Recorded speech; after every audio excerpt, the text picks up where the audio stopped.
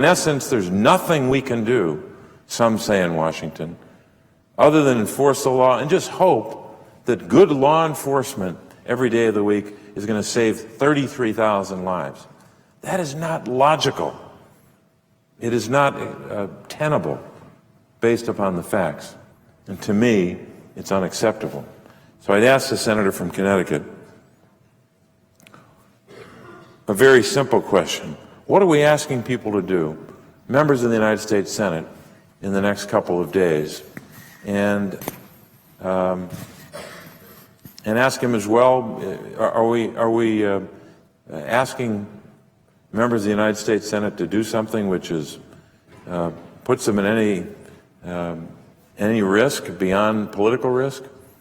If you could just reiterate for us what's at stake here, why we need to take at least these two actions, and how we can best begin to solve this problem. I thank the gentleman from Pennsylvania for his comments and the question. And of course, the answer is that there is absolutely no risk involved in the votes that we are hopeful to bring before the Senate. Why? Because these are propositions that are supported by the vast majority of the American public. There is no controversy over either of these issues. The risk is in doing nothing. The risk is in continuing to allow for this very large loophole for would-be terrorists to walk through. I won't read it again, but I've read several times on the floor today this quote from a now-deceased al-Qaeda operative in which he very clearly advertises to recruits here in the United States that, well, I'll read this part. He says, you can go down to a gun show at the local convention center and come away with a fully automatic assault rifle without a background check. What are you waiting for? And this is one of al-Qaeda's top operatives directing individuals here in the United States to take advantage of this loophole. And we've seen this trend line away from other means of terrorist attack to the assault weapon, to the firearm. And so we should pay attention to this trend and do something about it. The real risk is doing nothing, Senator Casey. There's no risk in voting for this. You will be celebrated by the American people, and I hope after tonight there will be even more that will join our call.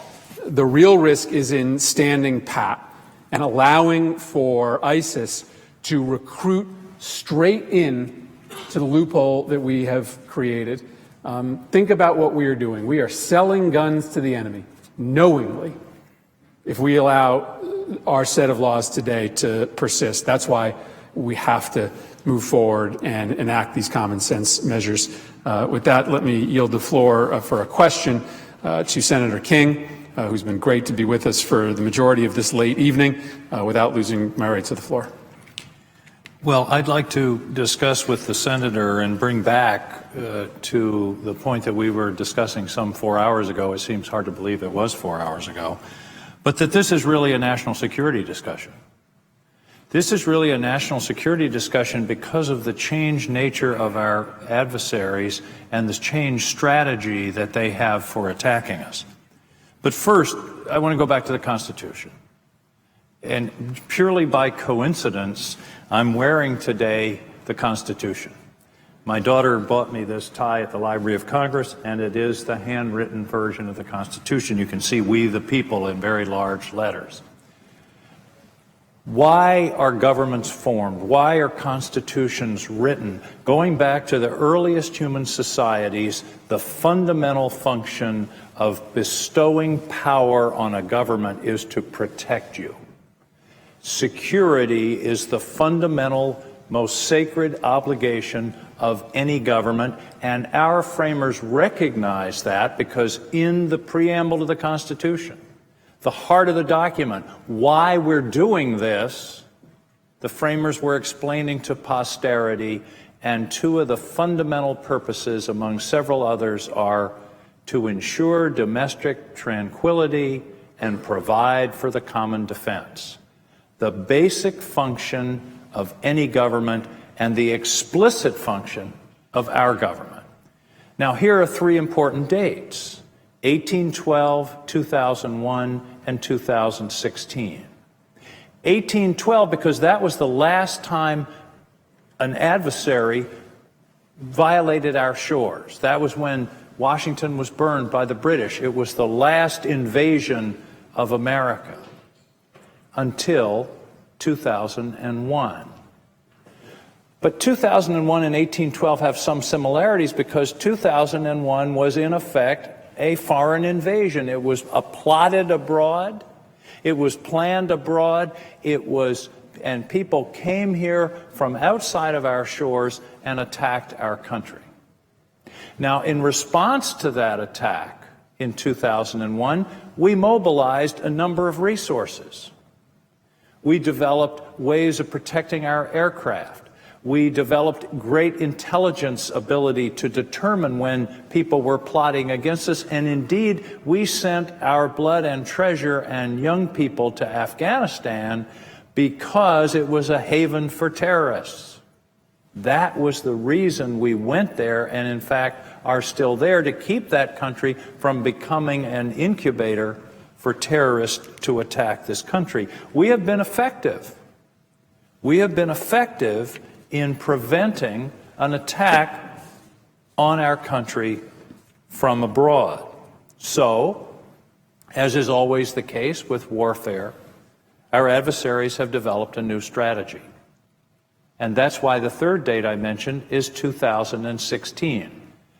It was in the last few years, particularly in the last year as ISIS has begun to be beaten back and to lose its territory in Syria and Iraq, that they've developed a new strategy which doesn't involve sending people here, it doesn't involve sending arms here or bombs or anything else. It involves using the internet to radicalize people who are already here, often they're U.S. citizens, and then to turn them against us. That's the new nature. This is terrorism 2.0. That's the nature of the struggle that we're in now, and that's why the amendment that is being proposed makes so much sense from a point of view of national security. If we discover an arms cache in Syria, we bomb it. But if ISIS wants to attack us here with terrorism 2.0, we sell them weapons. It makes no sense. The first rule of warfare is disarm your enemies if you can. And that's exactly what we're talking about. And I think a lot of people they just say, well, this is just another gun control debate. This is another, we're talking about gun control. We're talking about national security. We're talking about defending ourselves from a strategy that relies upon people being able to acquire guns easily in this country, people who are terrorists or who are inspired by the terrorists or who want to be terrorists. And we can't have a bill that says you have to have probable cause to show you've already committed a terrorist act. That's too late. It has to be preventative. And that's what we're talking about here today. So I think it's very important to remind ourselves that this is really a national security bill. And it makes no sense to close the terrorist loophole unless you close the gun show loophole. Because the terrorists aren't stupid. They're the terrorist APB that they send out from somewhere else in the world to tell somebody, go get a gun and kill people, will also say, by the way, do it at a gun show or do it online because they won't check you. You've already read the quote from the Al-Qaeda operative that explicitly told people to do that. So if we don't do both things, it really is a false security. We're kidding ourselves. So we have to do one, close the terrorist loophole. I would venture to say 90% of the American people agree with that. When you walk up to people on the street and say, you think people should be able to be prevented from getting on airplanes, but they should be able to buy guns, they look at you like you're crazy. That doesn't make any sense.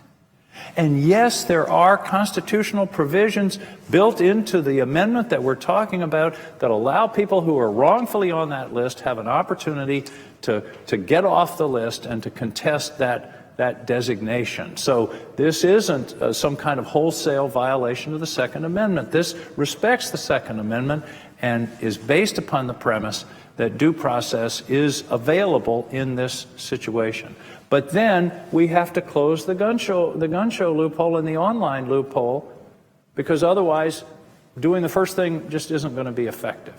So the two things together, to me, are national security and personal security, because of all the other tragedies that we've talked about here tonight that don't involve Al-Qaeda or ISIS or al-Nusra or al-Shabaab or any of the other terrorist organizations, but involve our individual citizens being killed in just stunning numbers. Since we've started talking here today, since you took this floor, 12 people have been murdered by guns. 1 an hour, 24 hours a day, 365 days a year. So we've got a national security reason to do this, and we've also, remember the preamble back, and I'll finish with my question. The preamble has two pieces. Provide for the common defense. That's what I've been talking about, national security. Ensure domestic tranquility. That means keeping people safe here. Not from enemies abroad, but from criminal elements within our own society. Again, the most fundamental and sacred obligation of we as a government. If we don't do this, we are committing constitutional malpractice. We are not abiding by the most sacred obligation in our Constitution to keep our people safe. And it can be done consistent with the Second Amendment, respectful of the Second Amendment, but in a way that will fundamentally realize the promise that the Constitution makes to all Americans, that their government will protect them from foreign attack and from domestic unrest. So I asked the senator, do you view this as, in large measure, a national security issue? I thank the senator for Maine, and especially because, as he mentioned in his previous comments, he sits on the Intelligence Committee, and so he's frankly privy to information that he likely cannot state on the floor, but is directly on point, which is this notion that these terrorist groups, whether it be Al-Qaeda and ISIS, now are more dependent than ever on inspiring and launching lone wolf attacks. Why? Because they are losing ground in Syria and in Iraq, and this notion that there was going to be an inevitable caliphate that was going to grow and prosper and control large amounts of territory in the Middle East, that is no longer a reality. And as someone earlier today said on the floor, there's a record low trickle of American citizens today going abroad, maybe it was you, to join Al-Qaeda, suggests how their pull, how their gravitational pull has been greatly reduced. And it means that there are right ways and wrong ways to engage in this second front, this effort to try to launch lone wolf attacks. The wrong way is to marginalize Muslim communities in this country by telling them that they are less than, by telling them that they are threats by nature of their ethnicity or their religion to the United States. I would yield for a question. On February 15th of 2015, Dabiq, which is the sort of public newspaper of ISIS, published an explicit strategy for what they hope will become a worldwide conflict. And the strategy is that Westerners will fall into the trap of persecuting Muslims and drive them into the arms of the radicals. That's the strategy. So to the extent that we persecute and marginalize these overwhelmingly peaceful citizens who want to be citizens of our country or citizens of other countries in the world, we are doing their job.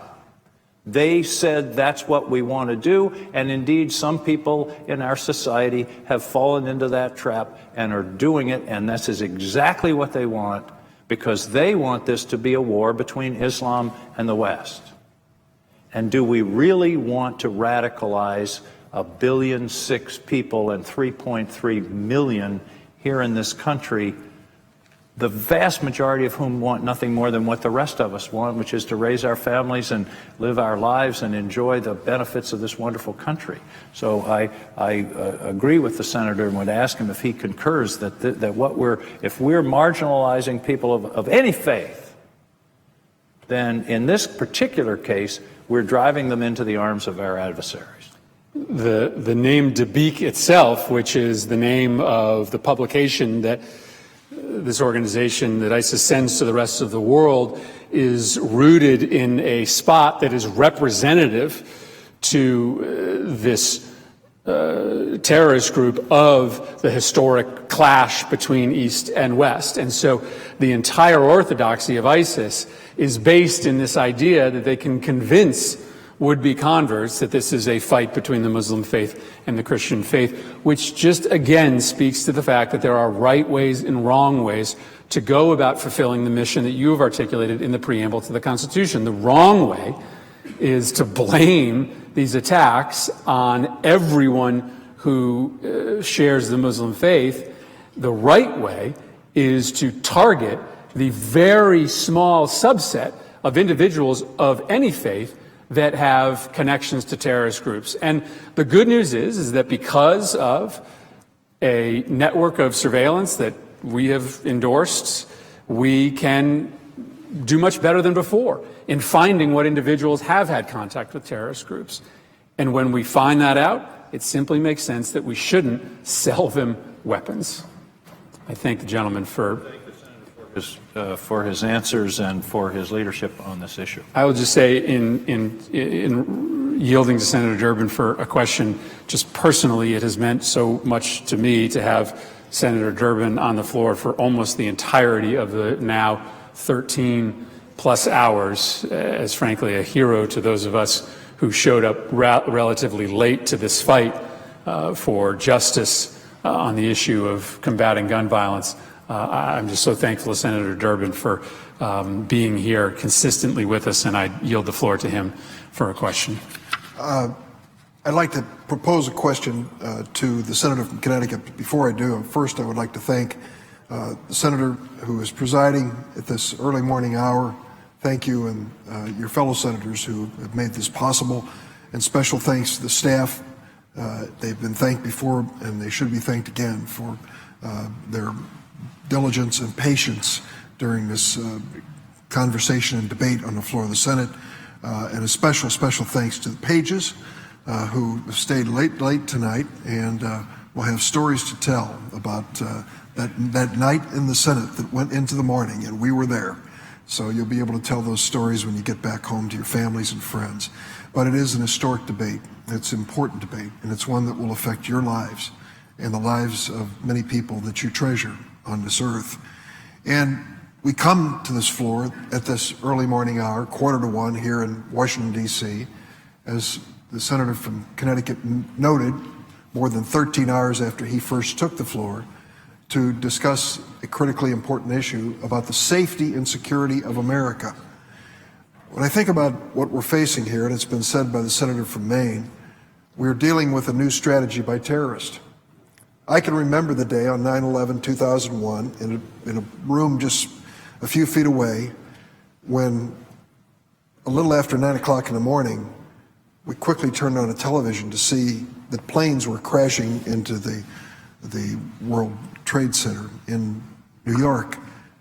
By the time the second plane went in, we knew it wasn't an accident. And then there was a crash at the Pentagon, black smoke billowing over the mall, and we were quickly advised to evacuate the capital of the United States. And we did. We raced for the exits and went outside, stood on the lawn and didn't know which way to turn, feeling that the next plane was headed for that Capitol dome. And that was the threat that we faced, and the reality of that threat right here in this building.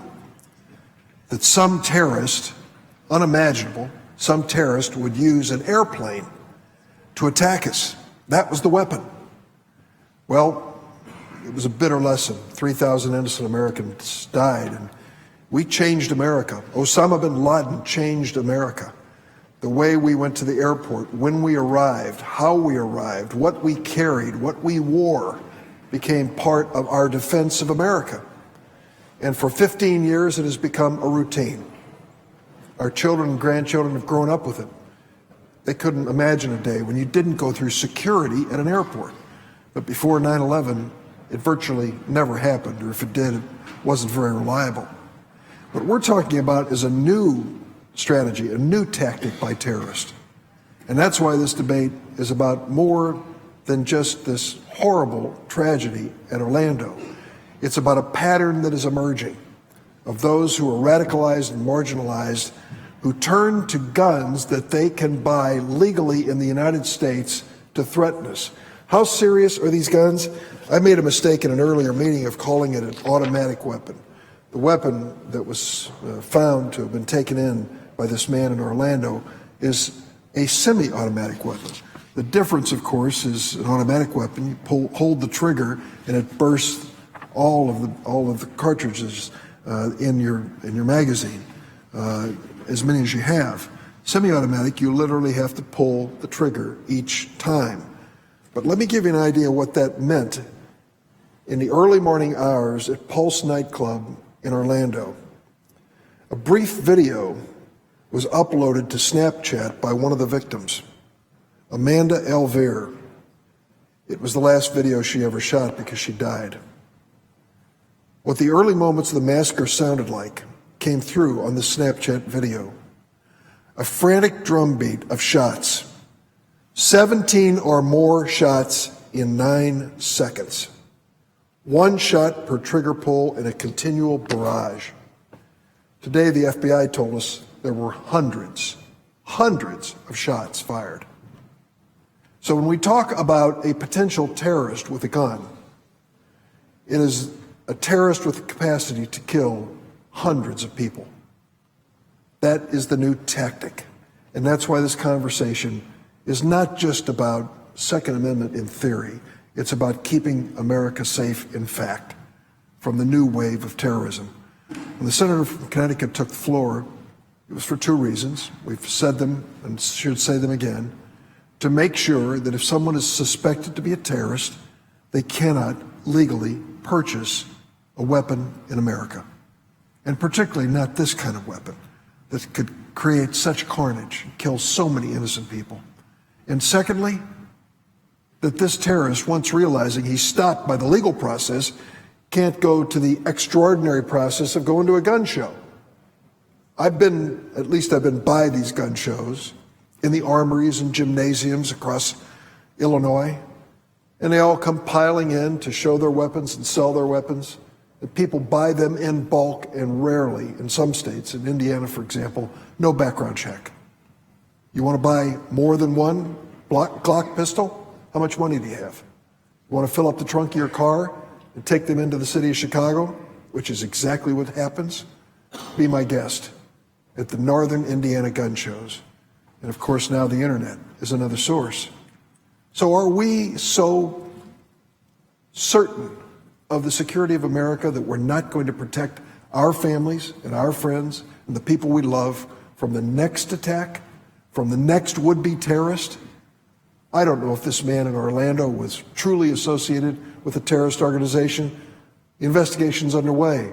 Some of the things he said were nonsensical when it came to identifying himself with these terrorist groups, but I don't want to dismiss that possibility. Let the FBI investigate that in its full range to find out whether it was associated.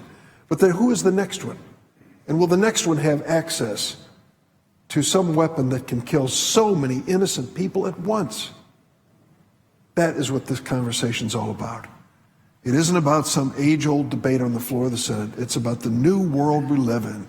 The senator from Maine made it clear. The senator from Connecticut read directly from terrorists who were instructing those who would kill Americans how to get it done most efficiently.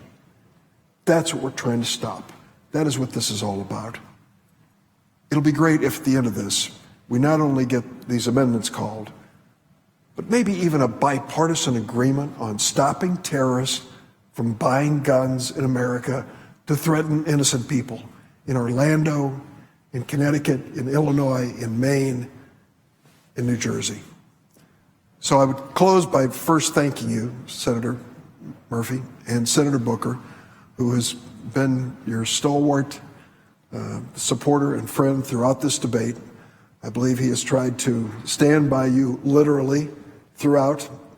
Senator Booker, thank you for yesterday bringing to our attention at our caucus lunch the fact that this is about more than mass murder. It is about the murders of America which go on every day, every hour, in cities that we love, and innocent people die because of it. It's all part of the same conversation and the same debate. Thank you for really bringing that message home. It touched me because of what we are enduring in my state of Illinois and the city of Chicago.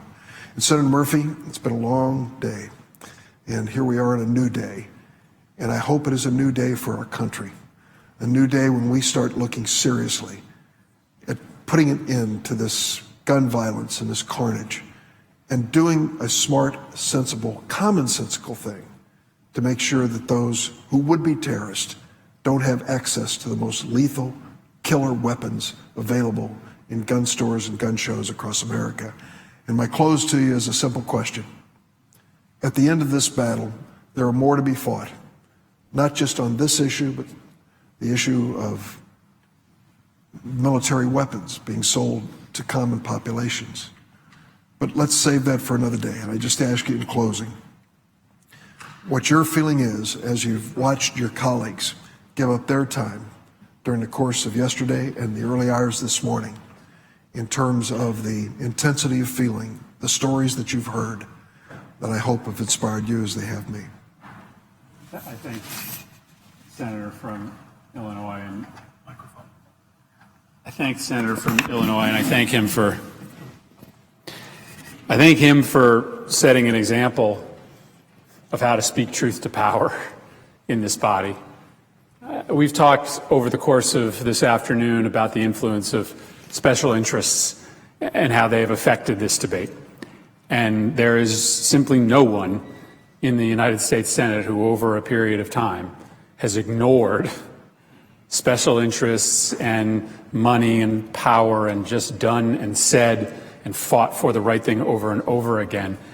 And to the extent that people like Senator Booker and I made the choice to run for this body, even amidst its reputation for dysfunction, it is because we hoped that when we got here, we could maybe equal some portion of the example that you've set. And so personally, I think I can speak on behalf of myself and Senator Booker and Senator Blumenthal. Certainly for me, it's meant so much that you have been here for the totality of this debate. Thank you, Senator Durbin. It's meant just as much to me to have all of our colleagues here today. It's meant the world to me to have Senator Blumenthal, my partner, engage in this together, and to have Senator Booker, as you mentioned, in an act of wonderful sympathy, make the decision to stand on his feet for the duration of this time as well. And this has been organic. We sent out the word that we thought this was something important, but this really happened of its own volition. And everything that's happened outside of this chamber today and tonight, with the hundreds of thousands of interactions, 10,000 phone calls that have just come into our office alone, it speaks to the wellspring of desire that there is in this country to act on the issue of the epidemic of gun violence. And of course, what we have proffered here are two simple measures that we think we are on our way to perhaps getting votes on, but we don't want votes. We ultimately want agreement, and hopefully the momentum that comes from today and tonight and the 13 hours that we've been on the floor will get us there. I will yield the floor for a question at this point without losing my right to the floor to Senator Booker. Senator Murphy, I want to thank you very much for what I think has been one of the more remarkable exhibitions of grit and toughness. You have not only been on your feet, not only have not left the floor to use facilities, but you have stood in the saddle and have been, for this entire time, as your colleagues have flowed through this chamber, you have been answering question after question after question after question on a topic that you are passionate about, on a topic that you feel deeply and personally. And I just want to thank you for your leadership because it's captured the attention of our nation. This filibuster right here, I know a little bit about social media. This filibuster right here has been the focus, trending on Twitter, the focus of Facebook. It has created a media attention on a problem because, in a sense, you're giving hope. Your very intention of coming here has met the need, the urgent need that the public has seen, that this body here, this auspicious body, this greatest deliberative body on the planet Earth, that this Senate, designed by the Constitution to deal with the biggest problems of our land, that this body would not just go on as business as usual. What you chose to do is to say enough, stop. We are going to have a discussion about an issue that is not just on the minds of the American public, but it is grievously affecting the hearts and the spirit of our nation. Tens of thousands of people since Sunday have been standing around our country in vigils, in solidarity, expressing their pain and expressing their sorrow, but expressing the feelings that they have that we should be better than to allow such grievous, terroristic, hateful acts to happen on our soil. And so while the American public has been stepping up, this body today had a different plan to move on a piece of legislation, to barely acknowledge this. And so before I want to really reframe this, Senator, I just want to say thank you to you for the courage that you have put forth to say enough is enough. No business as usual. That we are going to stop. And that we are going to push for two common sense amendments that cannot end gun violence in America, cannot stop terrorist activity here and abroad, but they can take a step, a constructive step, towards beginning to choke the flow of commonality of these incidents on American soil. And has been said time and time again, as has been said by a number of senators today, what reason was our government organized in the first place? You heard Angus King, wearing the Constitution on his tie, talk to that preamble. Common defense, domestic tranquility. And so I want to frame this again, but the first frame, I just have to say, you and I talked about it after caucus lunch yesterday. You and I talked about it during the day. We talked about it last night. And you are not talking about it today. You are doing it. No business as usual. And for that, I'm grateful. And it is merited that we also thank the many people who are involved. When the Senate is open past midnight, hundreds of people have to be here as well. Not just the people you see here on the floor. The pages who are in their first days, and this is one of their seminal experiences. Not the folks who are working behind the dais there, not the great Republican colleagues who've had to man that chair, but security guards and subway operators and the people who are seating folks in the gallery. And so I just want to say tonight, thank you. I want to point out the fact that Chris has helped to pay for food for not only a lot of the folks here, but including the Republican cloakroom. I appreciate you, Senator Murphy. But now I want to get to the framing of what this is about, because there's been a lot talked about tonight, most of which I agree with, a lot discussed, a lot far afield, but you came here with a purpose around two issues that are of common sense. One is that in the United States of America, if our investigatory authorities see people as threats, are investigating people because they are believed to be desirous of doing acts of terrorism on American soil, people who have already been banned from, in some cases, from flying on airplanes, that we should take a step, we should make it the law of this land that that person who is a suspected terrorist, that person who can't get on an airplane, hey, that person also should not be able to buy an assault rifle. That is so common sense that, as you said earlier today, perhaps 4 or 5 hours ago, many people in America are shocked when they realize that that loophole, that terrorist loophole, actually exists.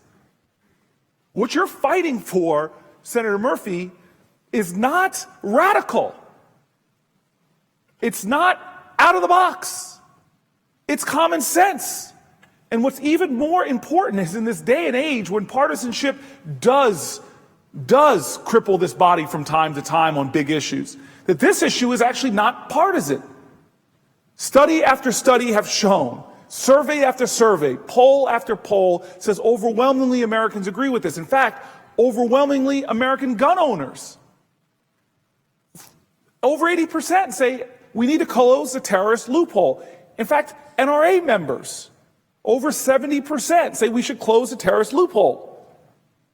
What nation, when they're at war, where your enemy is actually trying to incite terrorism in your country, when your enemy is explicitly saying, exploit this loophole, what country would keep that loophole wide open, where it is easy for someone with terroristic aims to hurt, injure, destroy, and kill?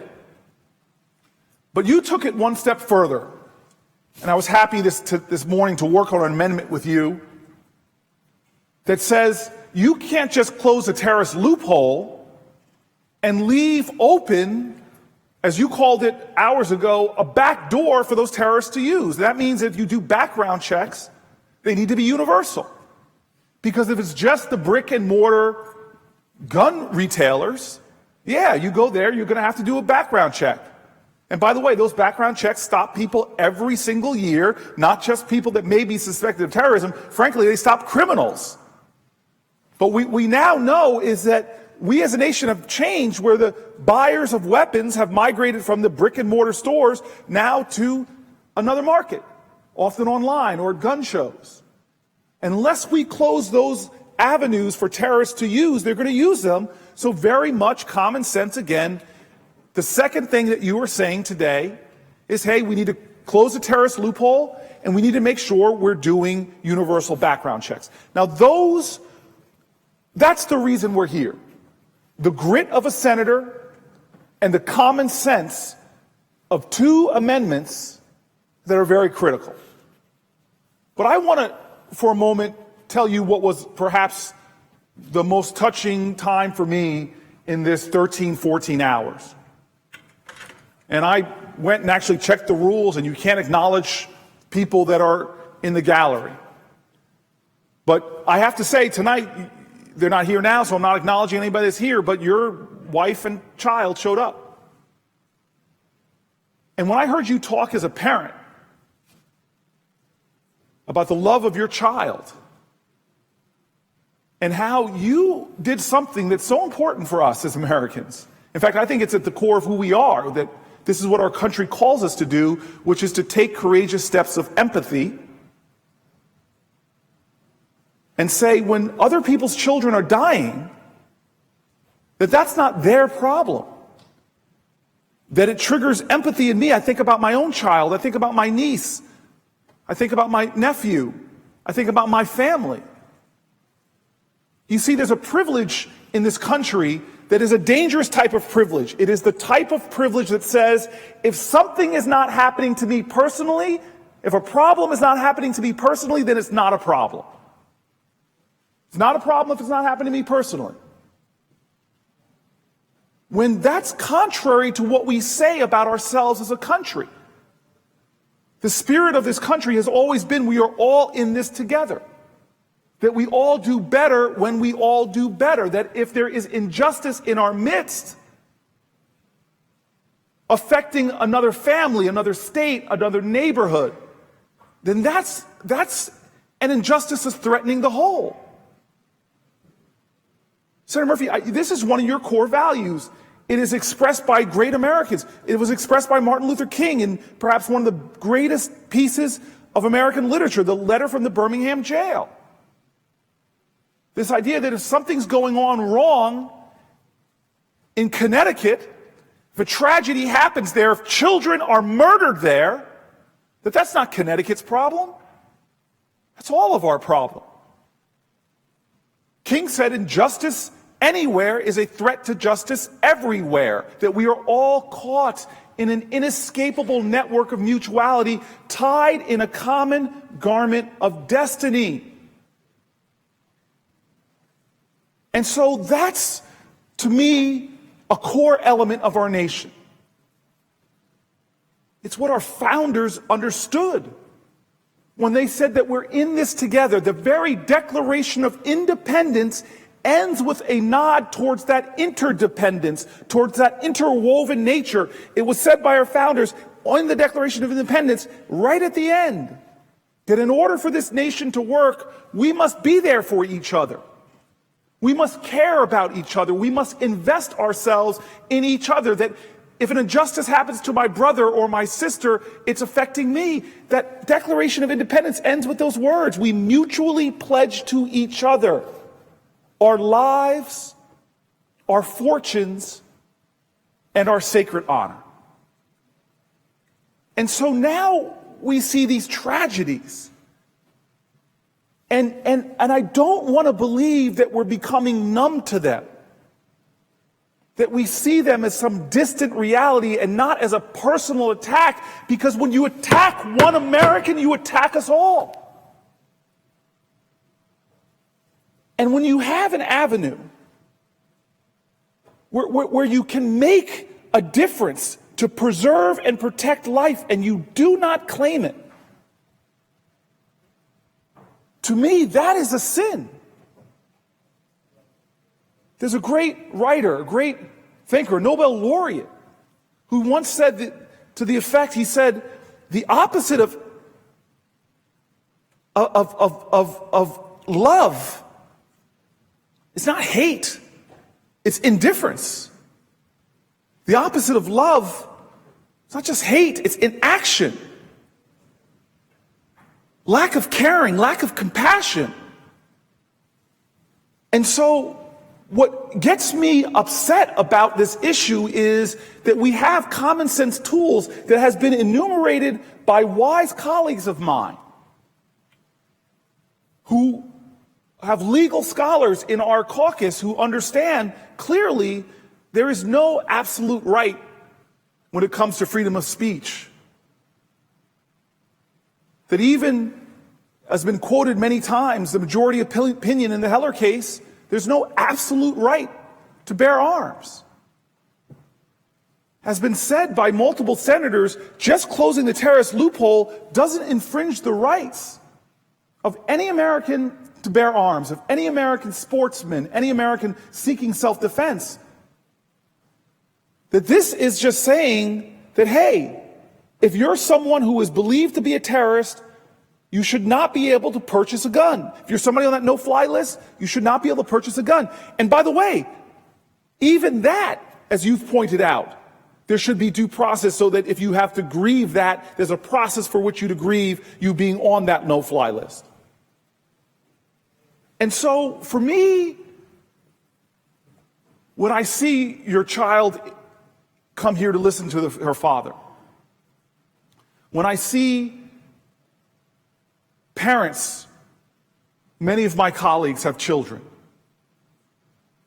I hope that all of us, when we hear about a mass shooting, don't just say, I'm praying for those families. Begin to think, that happening to my fellow American is a threat to me. It's happening to us all. We all are lesser as a result of it, but we have to think to ourselves, how would it feel if I failed to act, to do what was right, to close a terrorist loophole? What if that person right now that our enemy is working to radicalize? What if that person in our country right now that our enemy is working to inspire? What about that person right now that is seeking to do harm to Americans? What happens if they exploit that loophole tomorrow, next month, next year? What happens if they exploit that loophole and this time they go to a playground, a train station, a movie theater, a school, a church, and it happens to be your playground, your movie theater, your school, your church, your child? If you know there is something we can do to stop our enemy from getting arms and doing us harm, and we have seen now from San Bernardino to Orlando, Florida, the terrorists are looking to do us harm, and we can stop our enemy with a common sense amendment that is believed and supported by the majority of Americans, the majority of Republicans, the majority of gun owners, the majority of NRA members. And yet this body can't do that. We are setting ourselves up for future acts of violence and terror that could have been prevented. And what if it's our child, or our family, or our community, or our neighborhood? And there's one more step I have to mention, Senator Murphy. There's one more step that is important to this, because if you close the terrorist loophole and make sure that those terrorists cannot exploit the back door, if you make sure those background checks are universal, again agreed to by the majority of Americans, the majority of Republicans, the majority of gun owners, the majority of NRA members, you're also going to benefit by creating a background check system that stops criminals from getting guns, that better undermines their ability to get their hands on weapons that they want to do to carry out violence in our neighborhoods, communities, in our cities. And that's where it gets deeply personal to me. Because like you have for your child, every American has for their kids, we have big dreams. This is a nation of dreams. We have something called the American dream, which I say is known across the globe. It is a bold dream. It is a humble dream that this is a nation where our children can grow up, have the best of opportunity. Our children can do better than us. It is the American dream.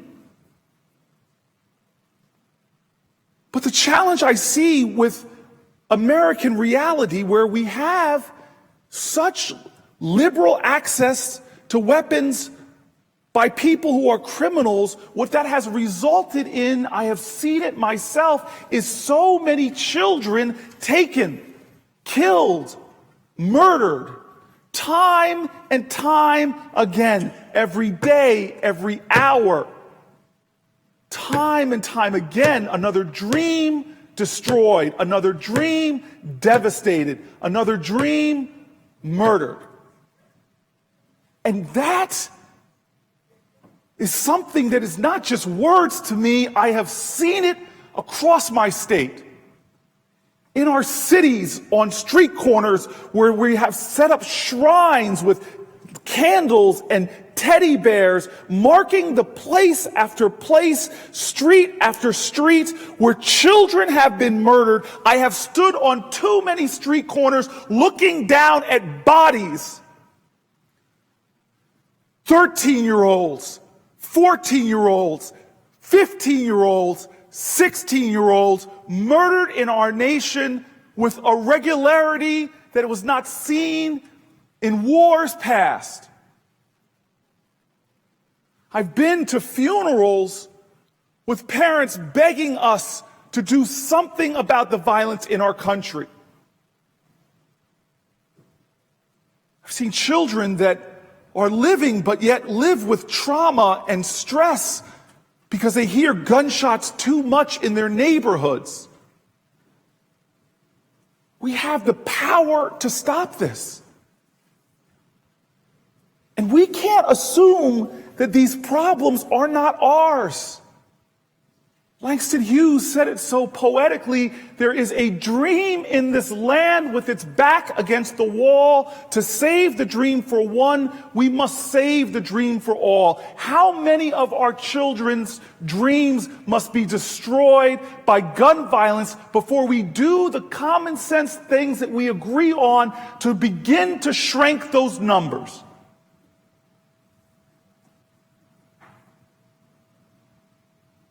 It's written in Genesis.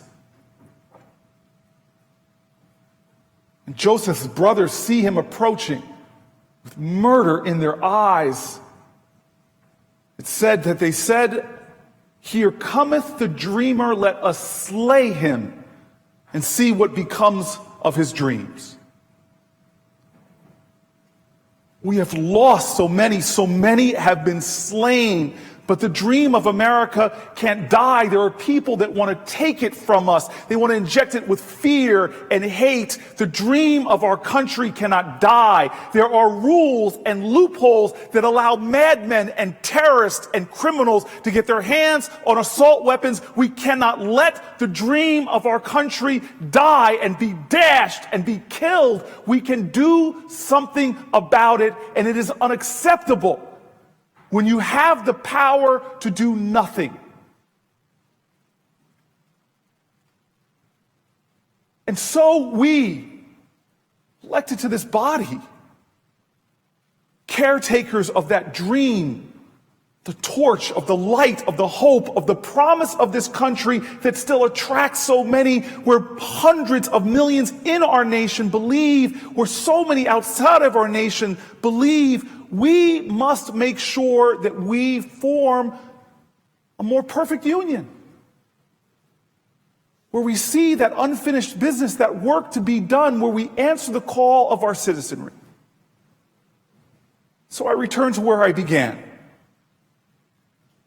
Senator Murphy, there are literally thousands of Americans taking to the streets this past week.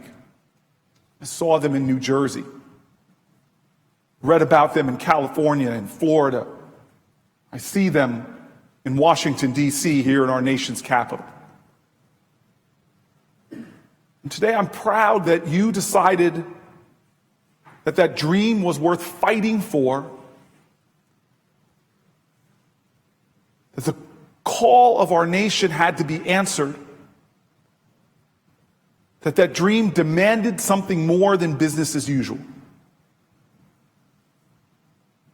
13 plus hours you've stood. I don't know how long it will take, but I know this is an issue, closing the terrorist loophole, closing the avenues for terrorists to go online or gun shows, just doing what is such common sense to keep us safe. I know we will win this battle. It's not a matter of if, it's a matter of when. And so, as the hour grows later and later and this filibuster drags on, I just want to ask this perhaps important question. You and I both know from the incoming you've had, thousands of calls in your office, that one of the problems we have to have is we allow our inability to do everything to undermine our determination to do something. That when you have a majority of people that believe in something, that often the only thing that stops us from achieving it is not that we can't, it's not a matter of can we, it's do we have the collective will. I know from scanning social media that there are thousands of people watching right now. As you speak to our colleagues and speak through the chair, perhaps my question is can you speak to those people who tonight, many of them who were cynical about this body found a little bit of hope in your action. Can you maybe take a moment to speak to them about how we can keep fighting this fight, what they can do to press forward, how we can make this dream of our nation stronger, mightier, more just, so that a week from now or a month from now, we are not gathered together in mourning in our nation about dreams dashed by violent terrorists. I thank the gentleman, I thank my friend for the question, and I thank him for standing quite literally with me every second of these last 13 plus hours, and I thank my friend from Connecticut who will about to speak as well for doing the same. It's nice to have friends. It's nice to have friends that are committed to the same thing you are, but it's just nice to have friends.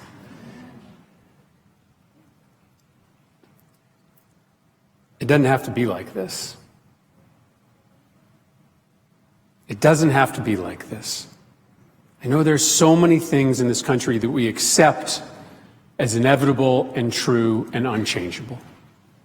And we are right on the precipice of getting to the point in this country where we accept this level of gun violence, of gun homicide, as just a normal facet of life in this country. I know it when I listen to kids in the north end of Hartford tell me that the sound of ambulances and police sirens is their good night lullaby at night. It's just what they're used to falling asleep to, the response to the next shooting. And I knew it at the beginning of this week when, as the news was filled with not yet another mass shooting, but the worst mass shooting in the history of this country. I knew it when this body signaled that it wasn't going to take up any measures to combat this epidemic of gun violence in the wake of the worst mass shooting in the country's history.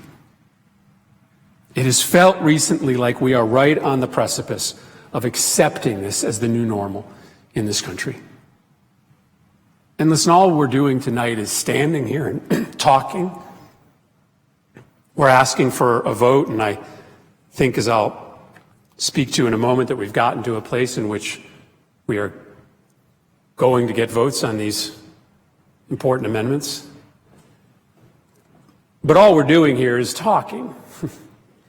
And so you are right, Senator Booker, that all this can be this evening and this afternoon is a platform for sustained collective action that demands that this not just be a one-time phenomenon. That this passion that you heard from dozens of members of the Senate who came down here organically just because they cared sustains throughout the day, throughout the week, throughout the month, and throughout the years. As I said earlier on this floor, great change movements are defined by their obstacles and their failures. And we've already had a bunch of failures when it comes to our fight for gun violence measures. We lost a big vote on the floor of the United States Senate in 2013. There's state legislatures that have gone the other direction and made it easier to get weapons. We lost a vote here in December trying to expand out our background check system to make sure that people who are on the terrorist watch list are captured by it. We've had our share of defeats and losses, and though we may be able, as it turns out, to get votes on these amendments, maybe we'll lose those too. But every great change movement in this country is defined by persistence in the face of obstacles and failures. And this change movement isn't defined by what we do here, it's defined by the 90% of Americans who believe in the righteousness of what we're proposing here. We frankly aren't in the business of changing the minds of millions of Americans. We're in the business of changing the minds of a few dozen members of Congress. It doesn't sound that bad when you put it that way, right? We don't have to convince the broad electorate that something has to change. We just have to convince a few people here. And that can happen. It can. But it won't happen through Senator Booker and myself and Senator Blumenthal coming down here and doing this week after week. It'll happen because members of the public decide to take those 10,000 phone calls that somehow implausibly fit themselves into the phone lines coming into my office today, that those phone calls go into every other office in the Senate and the House over the course of the coming days as we perhaps lead up to meaningful votes and the coming weeks and months. And that when voters go to the voting booth, that this is an issue that they prioritize, that they pay attention to whether or not their member of Congress is voting with them or against them when it comes to common sense issues like expanding background checks to cover gun shows and internet sales, like making sure that terrorists don't get guns. And it's a commitment to never lose that sense of empathy, which has got to be at the root of this.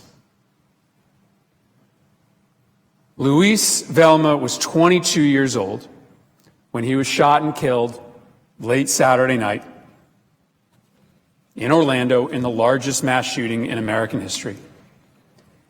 He had been so excited that night because he was hosting a friend of his who was visiting from Miami, and he wanted to show him this wonderful nightclub that he had found, this place where the community could come together and celebrate themselves. His father, Jose, suggested that the two of them come over to his house for some homemade Mexican food. But Luis was so excited to have a great time that night with his visiting friend that he put off his dad and he said, "I'm going down to the club. I'm heading downtown." And on his way, he texted to his dad, "I love you." Those are the last words that Jose ever heard from his son.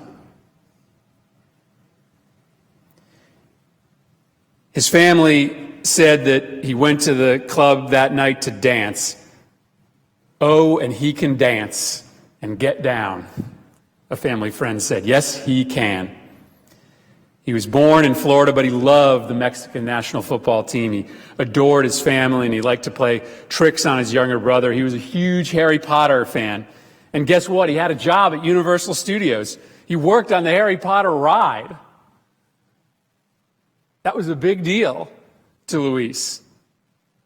Upon hearing of his death, J.K. Rowling tweeted out a tribute to him.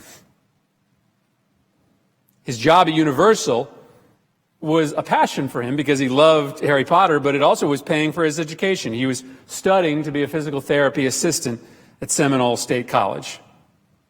His friend Will Randall said, "Luis was by far the best person I knew.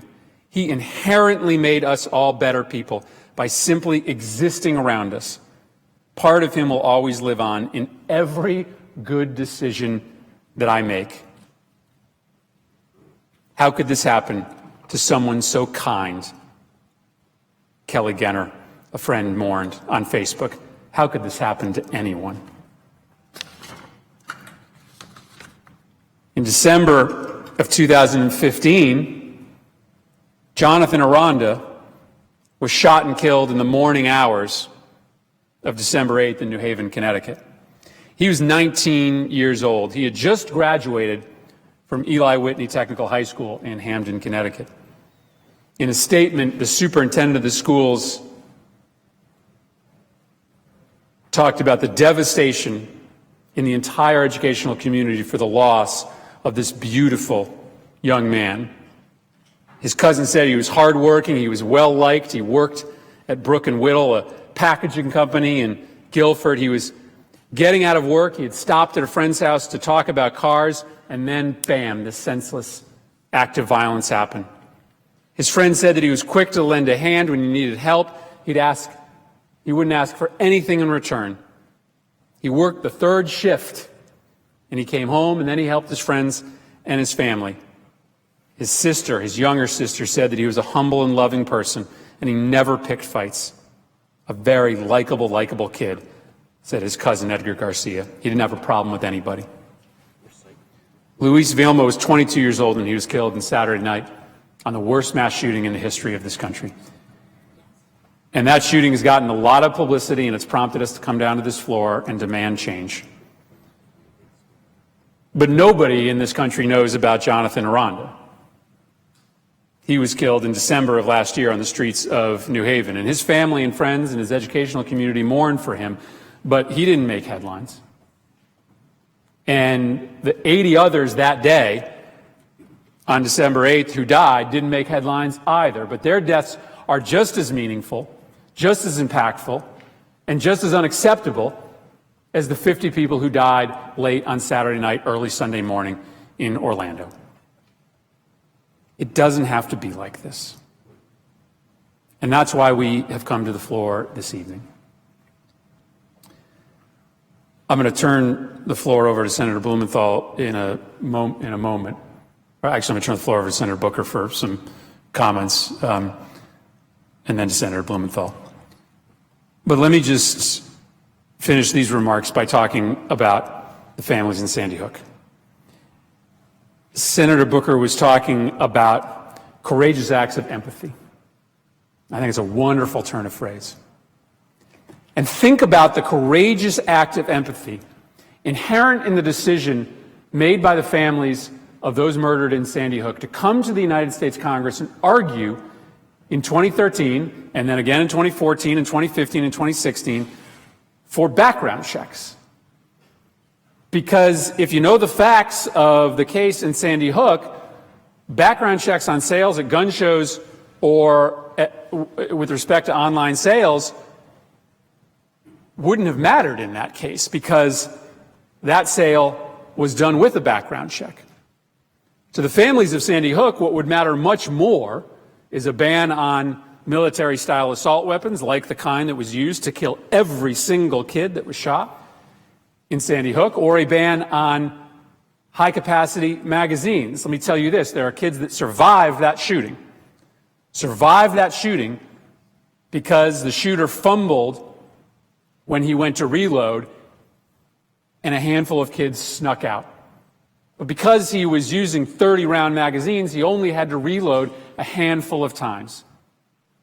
Had he been forced to reload after discharging 10 bullets rather than 30 bullets, there are a lot of families in Newtown that think that there would be more kids alive today. That mattered to them. But they came to Washington in a courageous act of empathy to argue on behalf of Jonathan Aranda, who was still alive in the spring of 2013 when we took that vote. They came to this Congress to argue on behalf of those still living on the streets of this country who could benefit by an expanded background check system that would stem the flow of illegal weapons onto their streets. And had we been successful, had we been able to pick up a few more votes to persist and beat that filibuster, maybe Jonathan Aranda would be alive today. And had we, years ago, passed a law that puts people that have had an intersection with the FBI with respect to terrorist connections on the list of those that are prohibited from buying guns, maybe that network would have caught up Omar Mateen, and he would have never bought the weapon that he used to kill those in Orlando. Those are all maybes. But life isn't always a game of certainties. And what we've been asking here today is to just take a step forward and take a vote on two common sense measures that can just start to show that we have the ability to make progress as a body. There is a laundry list of other things that everyone who has spoken wants to happen. Our families in Sandy Hook have a laundry list of other things that they want to occur. But we want to start with these two common sense measures. And through the chair to Senator Booker and Senator Blumenthal, I think we can report some very meaningful progress over the course of these 13 hours. When we began this debate on the floor, when we declared that we were not going to move forward on the CJS bill without a commitment to talk about what happened in Orlando, to talk about how we fix it. When we began, there was no commitment, no plan to debate these measures. And it is our understanding that the Republican leader and the Democratic leader have spoken, and that we have been given a commitment on a path forward to get votes on the floor of the Senate on a measure to assure that those on the terrorist watch list do not get guns, the Feinstein Amendment, and an amendment introduced by myself and Senator Booker and Senator Schumer to expand background checks to gun shows and to internet sales. Now, we still have to get from here to there, but we did not have that commitment when we started today. And we have that understanding at the end of the day. No guarantee that those amendments pass, but we'll have some time to take the movement that existed before we started and maybe is a little bit stronger now and try to prevail upon members to take these two measures and turn them into law. So I'm deeply grateful to be standing here at now 1:40 in the evening with both of my friends who started here with me, now going on 14 hours ago. And I gladly yield to my friend Senator Booker for a question and any final comments that he has. This is my final question. I asked the senator, one more time, would you yield for a question? Question without relinquishing control of the floor. Thank you for that clarification. I just want to, again, say thank you to you. We started this about 13 and a half or almost 14 hours ago with business as usual. We started almost 14 hours ago with no focus on these issues in this body. We started this 14 hours ago with something as obvious as closing the terrorist loophole not on the agenda of the United States Senate. This filibuster, you're standing tall, your multiple colleagues standing with you, over 24 representing states from east to west. This measure, this standing here together, it now seems that we at least will have a vote on those two things, the closing of the terrorist loophole and the expanding the terrorist block so that we have background checks that can block terrorists who will seek to get weapons through secondary avenues. So that is a good step, but it seems clear to me, it's not everything I would have hoped for out of this day, and it seems clear to me that we have some work to do in changing the hearts and minds of some of our colleagues so these measures that have failed in the past can pass now. And for those of you who don't know the history of this body, a lot of the most prideful legislation of America, let's take the Civil Rights Act, for example, failed many, many, many times.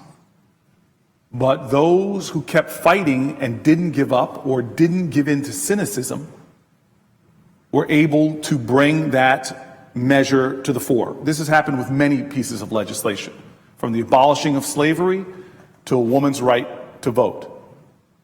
And so Sweet Honey in Iraq, who's a group that I love, they sing a song called Ella's Song, where they say, "We who believe in freedom cannot rest. We who believe in freedom cannot rest until it's won."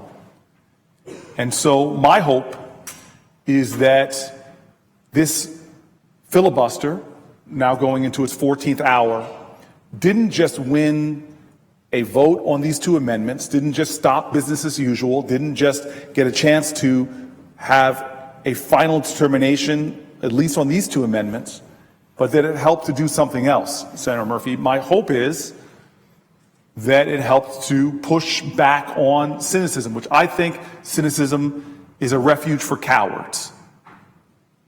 That cynical people basically throw up their hands and say, nothing can change. Thank God people who were fighting for the freedoms of this country did not give in to cynicism and stop fighting.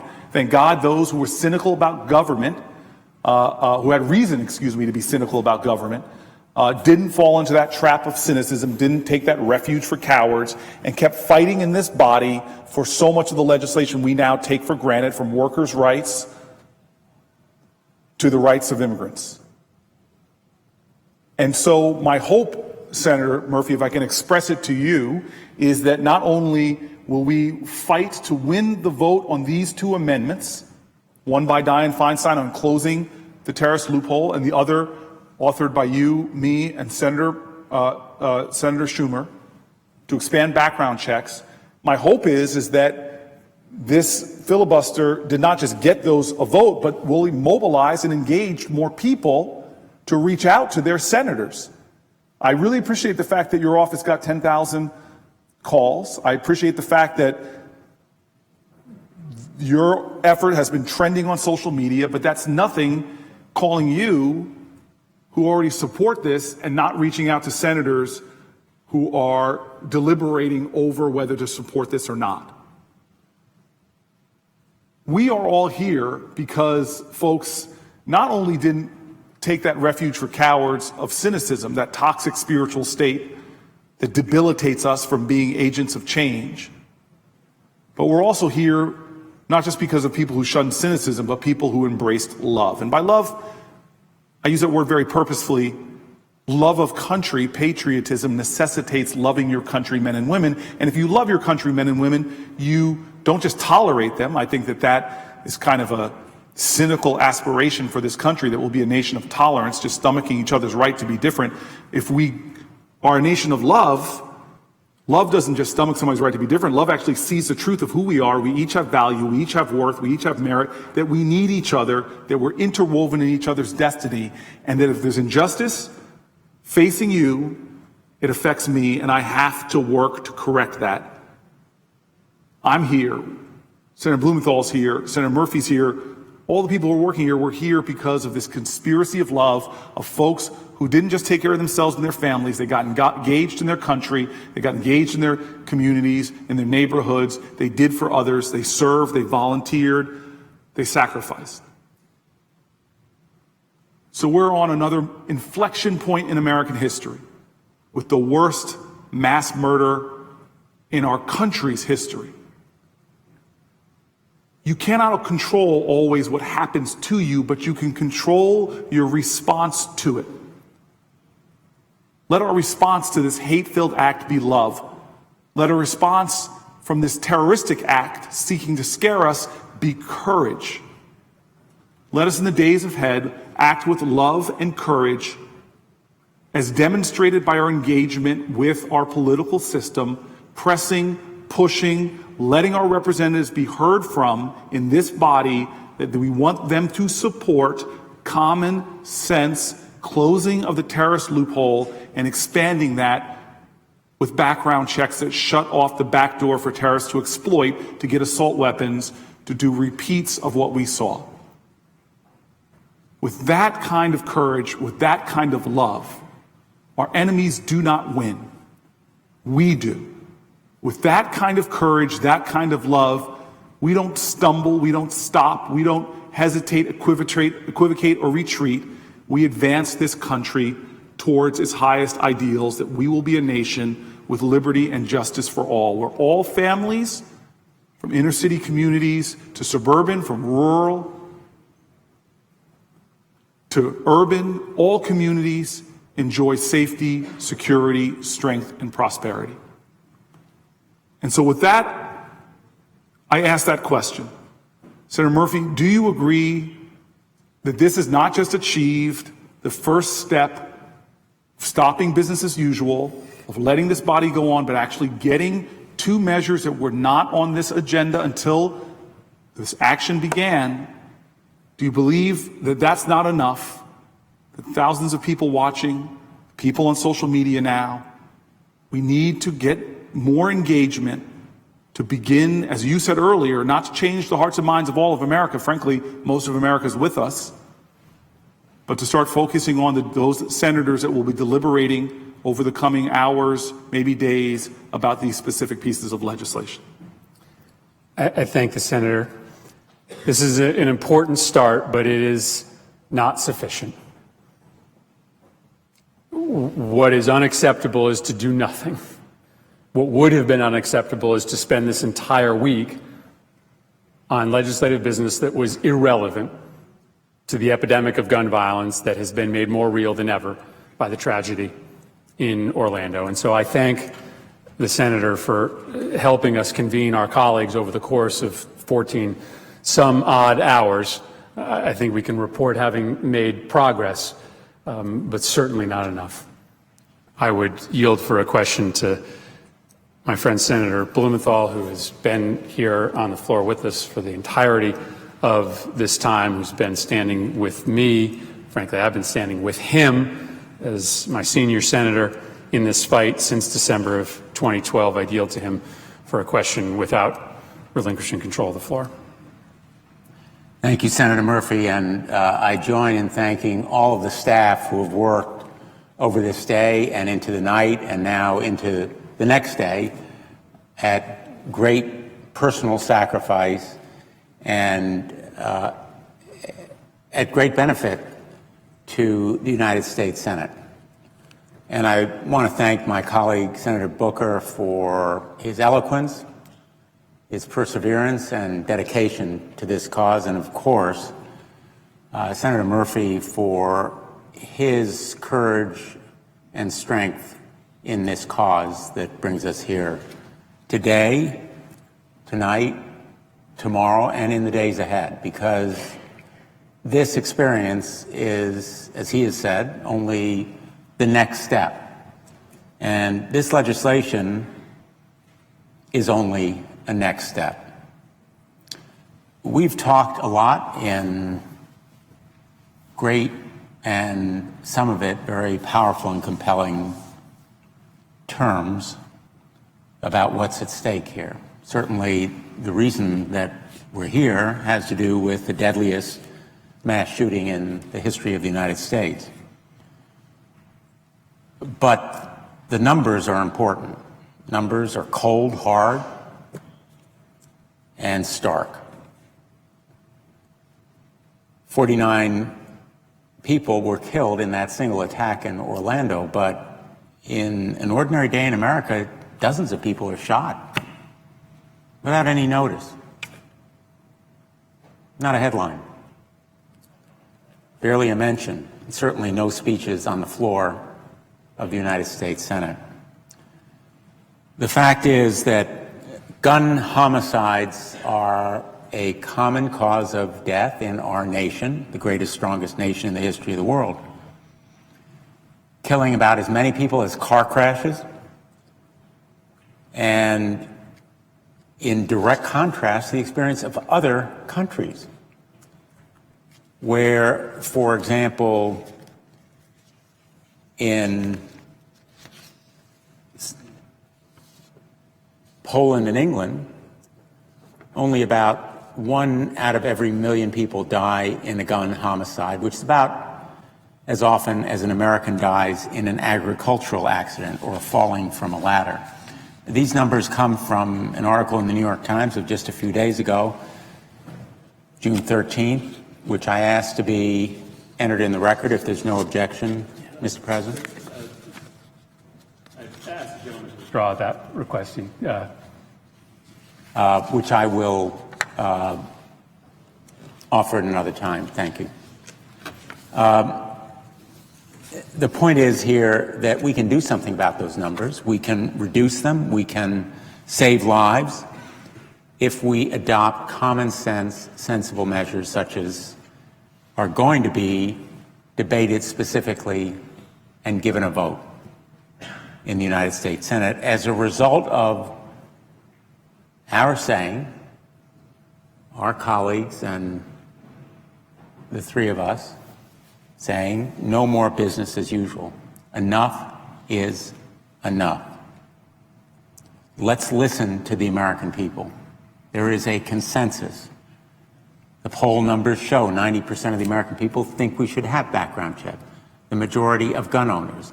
And the majority of people also think that someone suspected of terrorist activity based on evidence should be barred from buying a gun.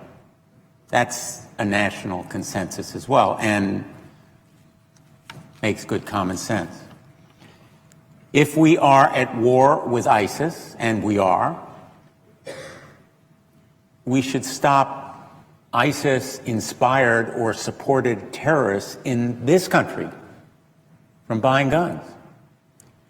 If we think ISIS is trying to create extremist violence here that leads to the kind of attack that we saw in Orlando, we should stop those individuals who are motivated by the twisted, pernicious, insidious ideology of hate to be barred from buying a gun.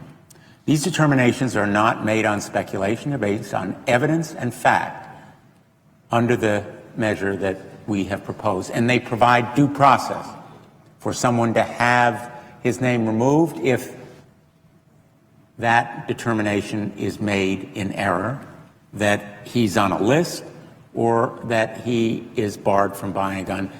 The details here are important, as they are in every law, because they are a guarantee to due process and individual rights. And the same is true of background checks.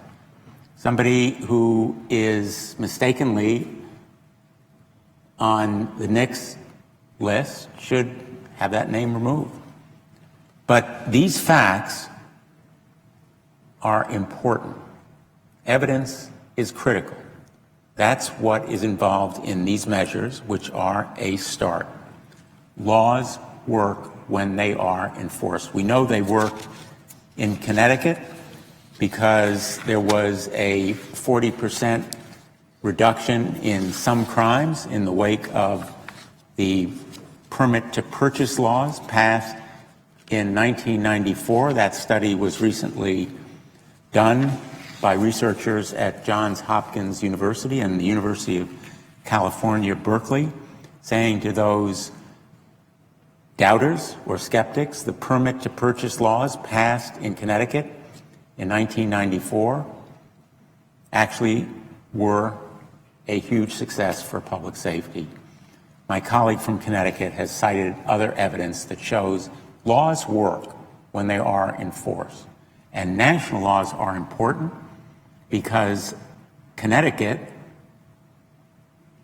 cannot itself create the kind of protection that our citizens deserve. Borders are porous to trafficking of guns.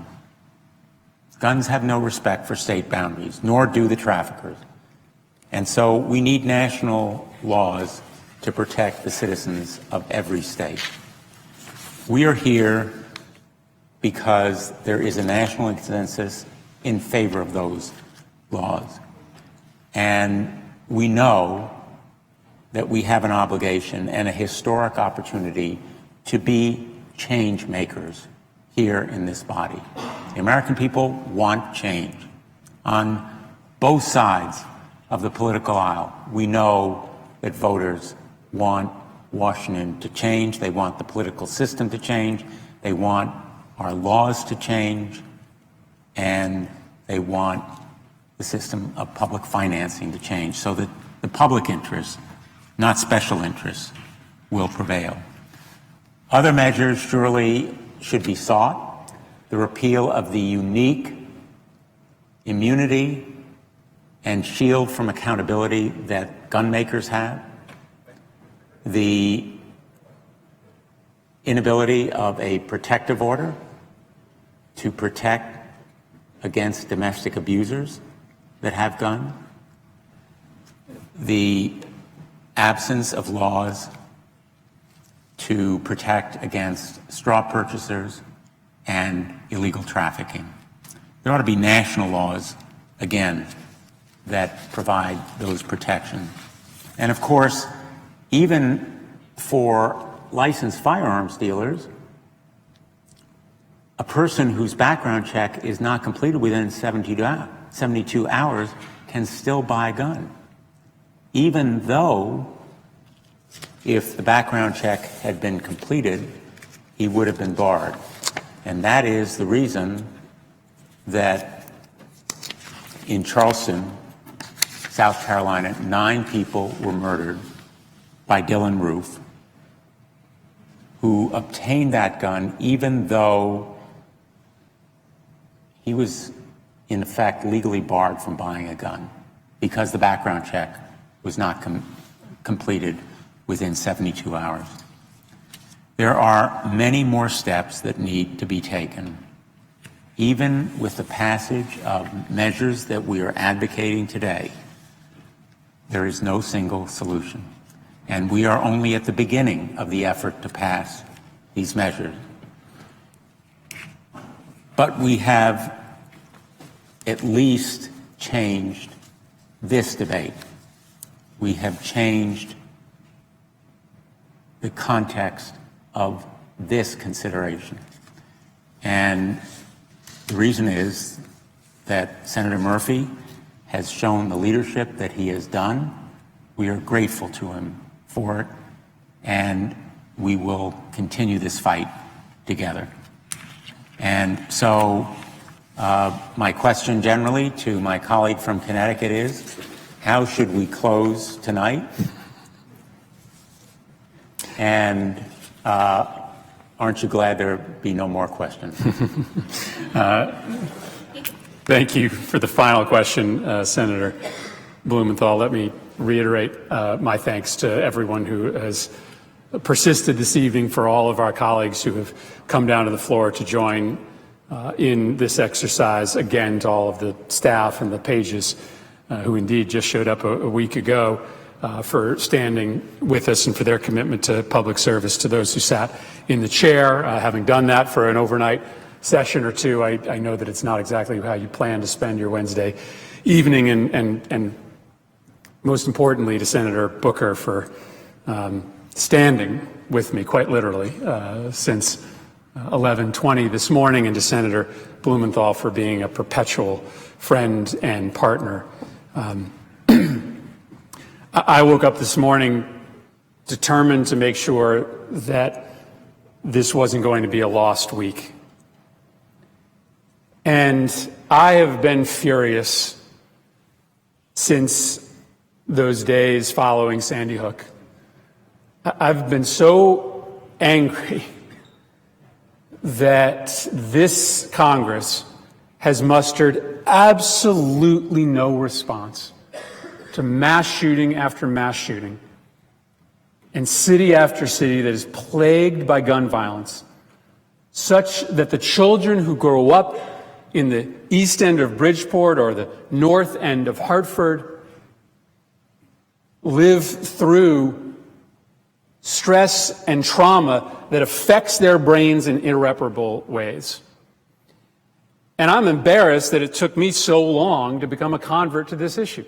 I'm embarrassed, frankly, that it took the tragedy in Sandy Hook for me to wake up to the fact that people all around this country, in Newark, in cities in my state, had been living through this horror without attention from this body. There's no silver lining to what happened in Newtown. But inarguably, what has happened in the 4 years since has been the focus of attention from all over this country on the inaction of this body and the failure of it to respond. And that is what is so perplexing to me, is that we have disagreements over what should be done. But what I have not understood is why we don't even attempt to find common ground on this floor. Why week after week there is not a single vote or debate scheduled on any of the measures that have been proposed to try to stop this carnage. There hasn't been a debate scheduled on the floor of the Senate. There haven't been debates in committees. I'm not saying we aren't doing important work, but there are 30,000 people dying every day on the streets of this country. And those that they leave behind, their moms and their dads and their little sisters and brothers, don't get the total indifference that we portray. And I know that we're not indifferent. I know in talking to my Republican colleagues that they feel just as deeply about the loss in Orlando, about the loss in New Haven or Chicago or Newark, as we do. I know that there's a commonality of emotion here that betrays the storyline that we portray to the American people. And so this exercise over the course of the last 14 hours has been in many ways a plea for this body to find a way to come together on answers. Because it is devastating. It is devastating to the families who lived through this trauma to watch the United States Senate do nothing, absolutely nothing week after week. Think about that. Sandy Hook was 4 years ago, 3.5 years ago. And Congress hasn't passed a single measure that would make the next mass shooting, the next murder of kids in this country, less likely. I don't know what the vote is going to be if we are successful, as we believe we will be in getting these votes, but I do know that it'll be another chance for our colleagues to come together on two measures that we have carefully selected as being the most likely that could get bipartisan votes. That's why we chose to demand votes on these two measures. A, because they're significant, because they will make a difference, but B, because they are as non-controversial as you get. The American public have already made up their mind that they want a background check system that captures potential terrorists. They want to make sure that everybody that buys a gun through a commercial sale has to prove that they're not a criminal before they buy it. The American people have made up their mind.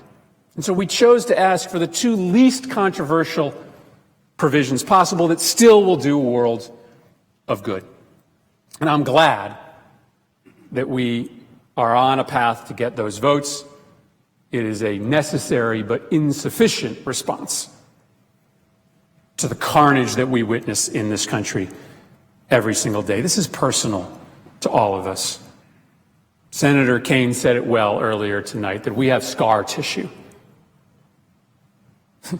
But it's razor-thin scar tissue compared to those today in Orlando that are living through the catastrophe of losing a 21-year-old son in the prime of his life, of losing a 24-year-old daughter with all of this potential ahead of us. Our scar tissue is there, but it's tiny.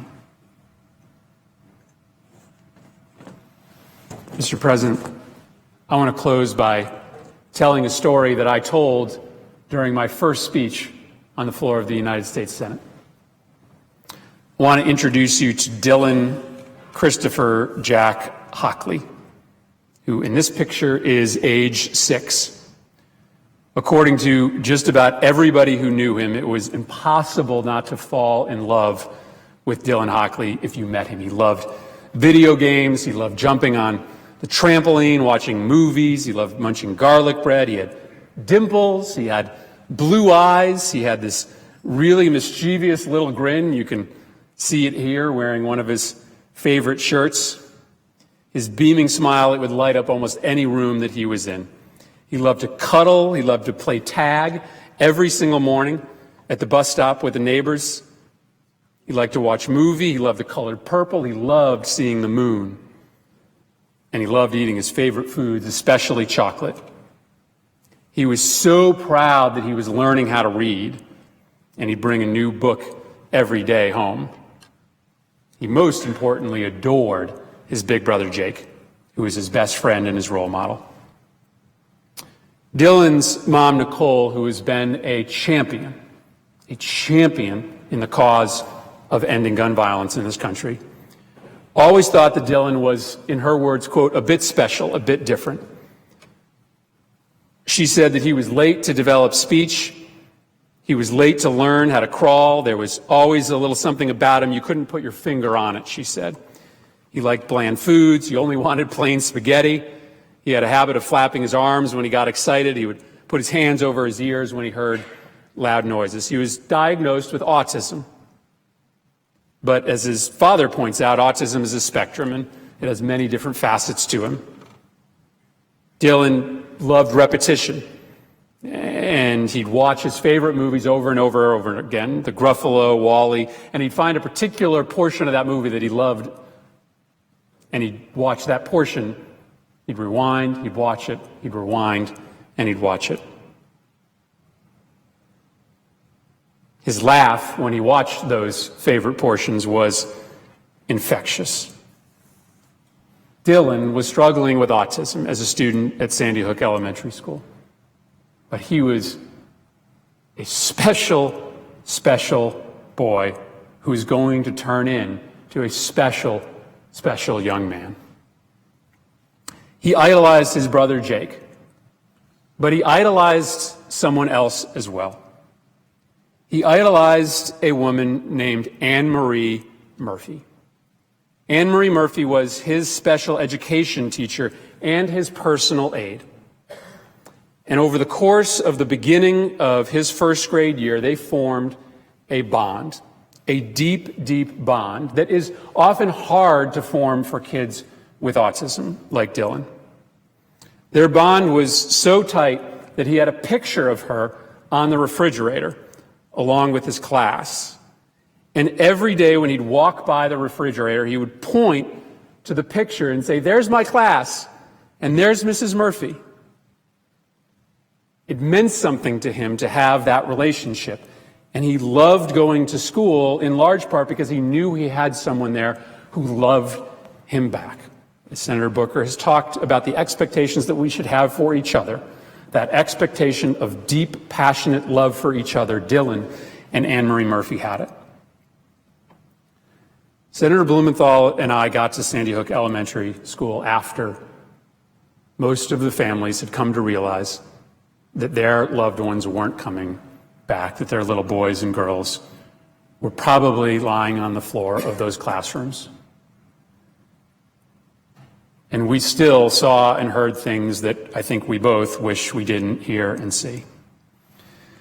But when Nicole Hockley was standing in or outside the firehouse, when she came to the slow, awful, crippling realization that her little boy was not coming back, she had a moment where she thought to herself, maybe Anne Marie will come back and she'll tell me what happened to my little boy. And then she had a second thought, that Anne Marie probably wouldn't leave Dylan if he was in danger. When Adam Lanza walked into that classroom and aimed his military-style assault weapon with clips attached to it holding 30 bullets, Anne Marie Murphy probably had a chance to run or to hide or to panic. And instead, Anne Marie Murphy made the most courageous decision that any of us could imagine. Instead of running, instead of hiding, instead of panicking, Anne Marie Murphy found Dylan Hockley and embraced him. You know why we know that? Because when the police entered the classroom, that's how they found Dylan Hockley, dead, wrapped in the embrace of Anne Marie Murphy. It doesn't take courage to stand here on the floor of the United States Senate for 2 hours or 6 hours or 14 hours. It doesn't take courage to stand up to the gun lobby when 90% of your constituents want change to happen. It takes courage to look into the eye of a shooter and instead of running, wrapping your arms around a 6-year-old boy and accepting death as a trade for just a tiny little itty piece of increased peace of mind for a little boy under your charge. And so this has been a day of questions. And so I ask you all this question. If Anne Marie Murphy could do that, then ask yourself, what can you do to make sure that Orlando or Sandy Hook never, ever happens again? With deep gratitude to all those who have endured this very, very late night, I yield the floor.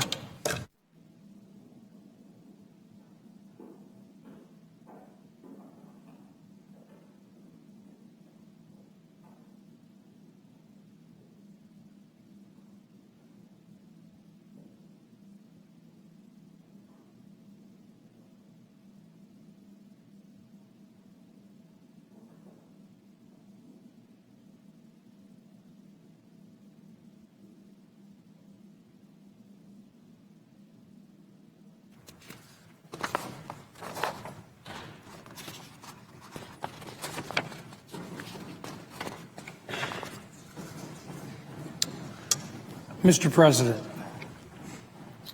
The Senator from South Dakota. I ask unanimous consent that the Senate be in a period of morning business with senators permitted to speak therein for up to 10 minutes each. Without objection.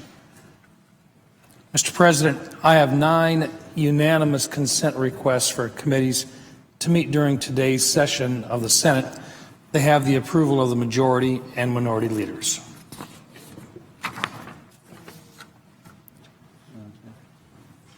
Mr. President, I ask unanimous consent that when the Senate completes its business today, it adjourn until 10 a.m. Thursday, June 16th.